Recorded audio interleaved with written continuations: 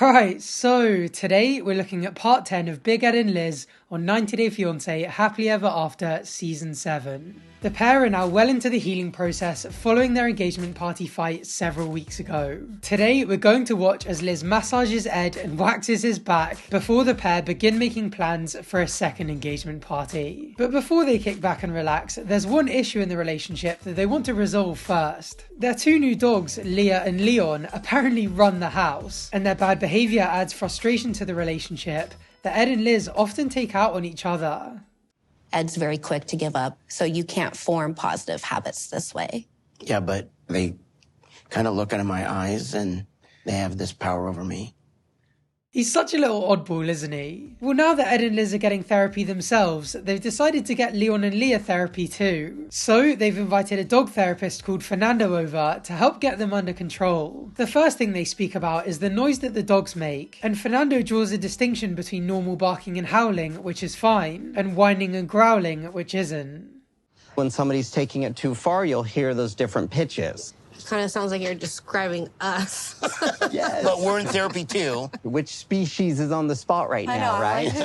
See, that is funnier the more you think about it. They have a therapist that addresses some of their underlying issues, but they could actually do with the dog trainer going back to basics and addressing the fundamentals of how they communicate with each other. And in fact, Fernando goes on to say that this would in turn actually benefit the dogs.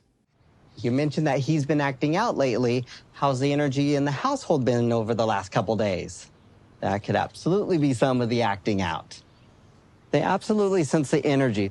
Okay.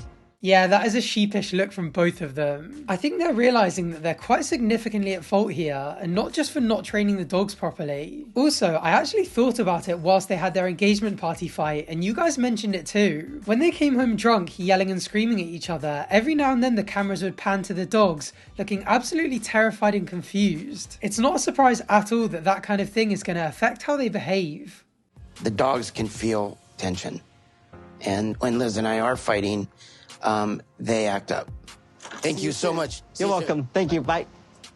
Right, so they basically got the dog trainer to come over and say, the dogs aren't the problem, you are. Thankfully, according to Liz at least, the pair have been doing okay since the engagement party fight. She says that letting it all out helped them identify things that they need to work on, and whilst working on them, they've been doing more fun things as a couple. Tonight, for example, they're making dinner together.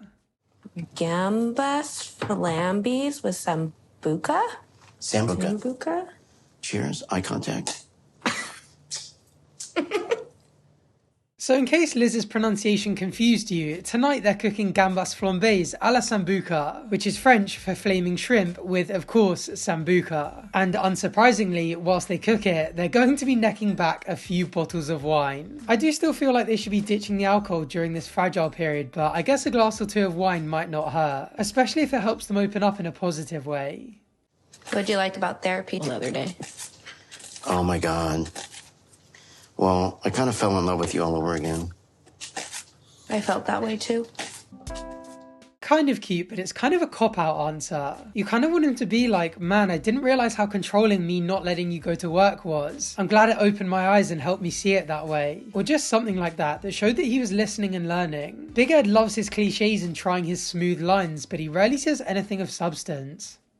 We have been going to therapy regularly, which has helped immensely. But things like this, things like working out together, going on hikes is really helping us outside of therapy. I love how he claims they're doing all of this working out and going on hikes, but all we ever see them do together is eat food and drink alcohol. It does look like they're having fun, which is nice, I guess, but one of Liz's biggest issues was Ed's control over her social life. Don't get me wrong, nights like these are great. I just hope they're balancing them out with times where Liz can go out with her friends, where Ed gives her more freedom and space.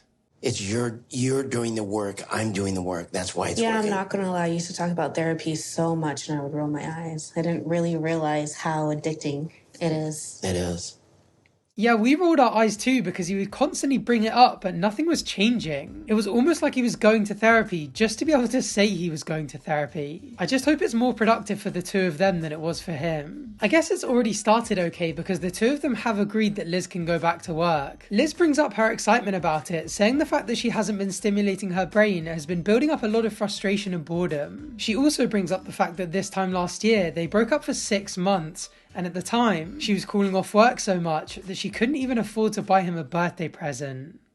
I like paying for my own things, and that was the one thing you admired about me so much. I know. Like working hard and supporting myself. In the dark. That I feel like it got taken away from me. This is quite a nice, healthy conversation for once. Ed is being criticised here, but he's just acknowledging how she felt. I guess it's easier for him to accept, given it's an attack on the way he was rather than the way he is, but it's still good to see. Although there is more to it than meets the eye, because Ed says that he still has his concerns about her working late and the influence of her fellow workers, but he just doesn't want to bring it up and cause any more fights. I feel really good at the fact that I can go back to work, and it is very important for me to feel like I can contribute to him, and he wants to spoil me. I want to spoil him too. I'm kind of glad that Liz is so keen to go back to work because, to be honest, I kind of always thought that she was in this for the money. Like, there are so many bad things about dating Ed, it didn't really make sense why she was with him, especially after everything he put her through. And so the fact that he's got money was always kind of a potential explanation. I mean, it still could be a big factor, and no doubt the fame and attention might be too, but I respect the fact that she doesn't want to just sponge off him entirely. I feel like I lost myself a little bit in the relationship because I think I was just living for you. It was me trying to be, I'm the provider, I'm the protector. But now I feel like we're more of a team. It is quite an obvious question to ask why she keeps going back to him after their big fights, and seeing them in their happy period does answer that question, to some extent at least. Like, they do actually seem to have a good time together sometimes. At the same time though, it is just a high in the cycle of abuse, so I think it's important to not get carried away with how happy they seem on the surface here. And even though it is at a high point right now, who knows how fragile that is? Because I very much doubt that Ed's desire to be the provider and be in control have completely disappeared after just a couple of therapy sessions.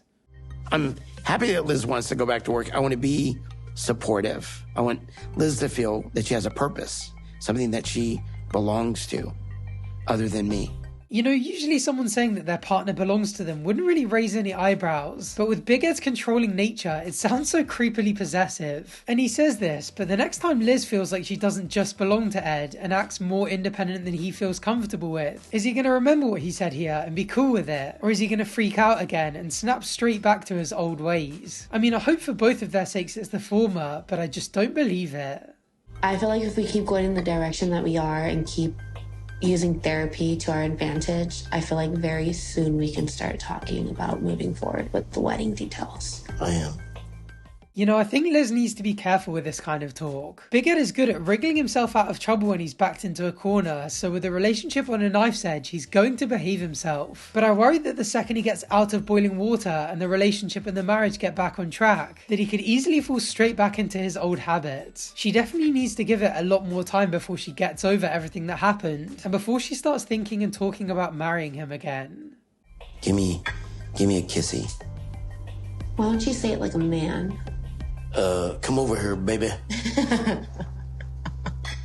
I actually wish this kind of cringe but slightly funny side of Ed was the only side of him. Without all of the really genuinely troubling parts of him, he would actually be quite tolerable. I think this is the only side of Big Ed that some people see when videos like this are the first ones they see of him, which is why you get the occasional comment like, man, why is everyone being so hard on Ed? You really have to watch the full story to understand that there really is a much darker side to him. Well, for now at least, that side remains dormant, so the following day, the relationship revival continues.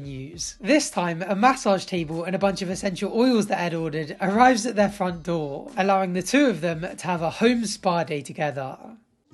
A big part of building, that love and trust is intimacy, which, we've kind of left behind because we've been fighting a lot. You don't have to leave it behind, but for the sake of everyone with unimpaired vision, just leave it off camera. I'm glad they're enjoying their intimacy, but surely they know that absolutely no one wants to see this. I mean, at least it's Liz on the massage table for now, but just you wait. Liz has a freaky side. It gets the engines a revving. We're gonna massage each other and, hopefully end up, in bed again. You know, sometimes I get the feeling that the producers of this show enjoy our suffering. It's painful to watch them argue and see the way they treat each other, but as soon as that's over, they force us to endure a different type of pain, listening to Big Ed talking like this. And to make it even worse, now Liz's massage is over, next up on the table is Ed. All right, princess. All right. Cover you? Yeah, you can peek too. All right. That is just disturbing. I hope they offered double pay and therapy to everyone who had to be on site filming this, and to everyone who had to witness it in post-production. And I hope they were all warned well in advance that the gambas flambés weren't the only shrimp that they were going to be subjected to in the making of this episode. Oh, yeah. Based on the front, do we have any back hairs? Yes, I do. Would you like me to take care of that for you today? I would, as long as it doesn't hurt. Who actually commissioned this? They must get a kick out of it because we get weird scenes like this every single season. Like, do you remember the episode where Big Ed was getting ready for his second date with Liz and he was painting his body with shaving cream using a paintbrush and getting his mum to shave his back? Why do they think we want to see stuff like this? Honestly, if you want to cover your eyes for the next part, I genuinely will not be offended. But don't worry, there are plenty of other things that we cover in the rest of this video. And I won't show too much of this because I don't want everyone clicking off the video. I am excited to inflict a little bit of pain to you. Jesus. Ow! Ow! It's the wax, honey. Relax.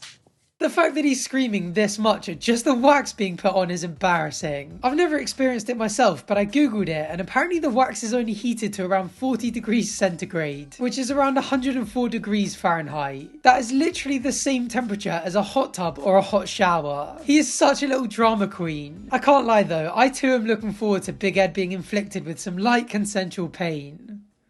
Tell me one thing you want from me tonight. Well, that's easy. What is it? A blowjob. Ow!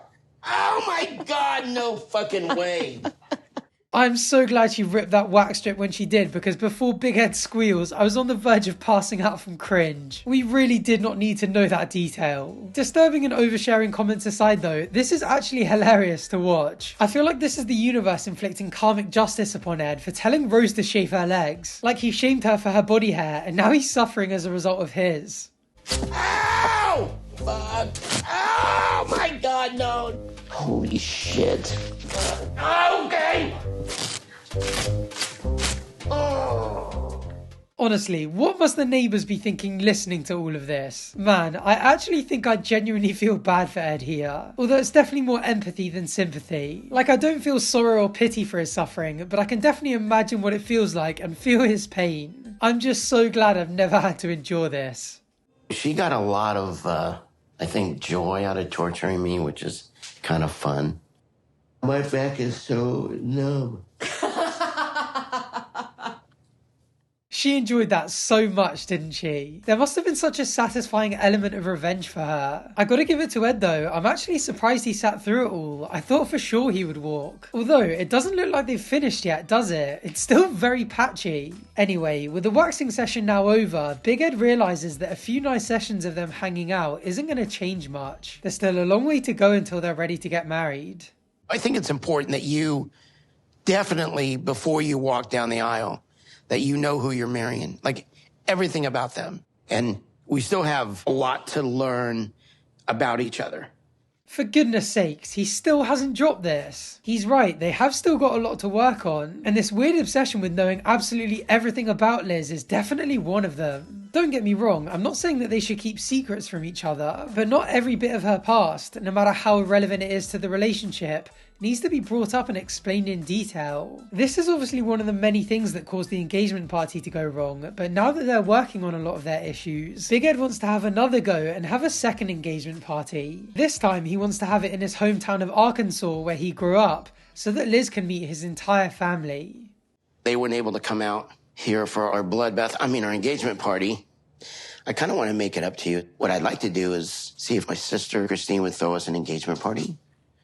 Correct me if I'm wrong, but I don't think we've ever heard of Big Ed's sister Christine. I remember Ed's brother being taken aback by the fact that he was dating someone called Liz, because that's the name of their sister, but I didn't realise she wasn't the only one. I wonder if Norma and Tiffany aren't the only ones that didn't come to the engagement party because they don't approve of the relationship. Like, where was Christine and the rest of the family members that he's talking about here? I think you just need to understand it's going to be me against everyone with no friend, no family, no anything. Baby, if I thought you had something to worry about, we wouldn't be going. When have Liz's feelings ever been Ed's priority? I mean, how many times has he put her in an uncomfortable position? Even at their first engagement party, he invited his mum and daughter and they hate Liz. Surely she had that to be worried about. I hope if this does go ahead that Liz gets to bring a friend or two because she may very well need it. You have nothing to worry about. You're going to feel love. We're going to have a great time.